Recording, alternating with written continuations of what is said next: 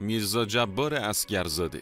شاید بیراه نباشه که میرزا جبار عسگرزاده رو یه جورایی مرد اولین ها بدونیم. بنیانگذار نخستین کودکستان، نخستین مدرسه ناشنوایان و همچنین اولین مؤلف و ناشر کتاب کودک در ایران از جمله کارهای موندگار اون به شمار میرن. عسگرزاده در 19 اردیبهشت 1264 در شهر ایروان به دنیا اومد.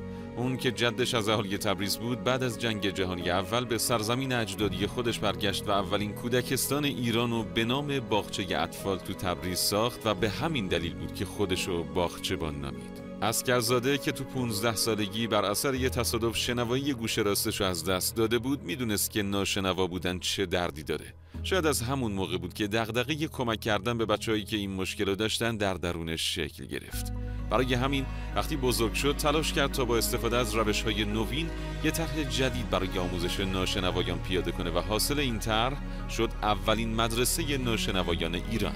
اون در آموزش این کودکان از اصول و قواعد لبخونی و همچنین ابداع سبک‌های ویژه برای تعلیم گفتار به ناشنوایان کمک می‌گرفت. همچنین از سال 1307 تونست کتاب‌های ویژه کودکان رو با نقاشی‌هایی که خودش می‌کشید به بازار عرضه کنه. یکی از این کتاب‌ها با عنوان بابا برفی توسط کانون پرورش فکری کودکان و نوجوانان منتشر شد و شورای جهانی کتاب کودک اون رو به عنوان بهترین کتاب کودک انتخاب کرد. باغچبان به نحوه آموزش و پرورش در ایران توجه خاصی داشت و در این زمینه انتقادایی هم به سیستم آموزشی کشور وارد می‌کرد. اون یکی از دلایل موفق نبودن سوادآموزی رو عدم وجود آمادگی لازم در کودک پیش از آغاز آموزش خوندن و نوشتن می‌دونست.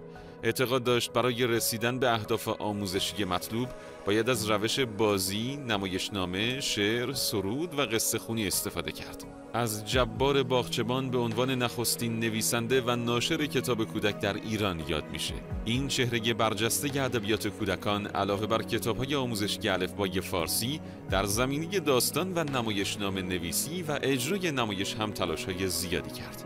اون کوشید تا به کمک ادبیات مهارت کودکان رو در استفاده از حواس پنجگانه ارتقا بده تا اونها خوب ببینن، خوب بشنون و در آینده بتونن خوب بخونن.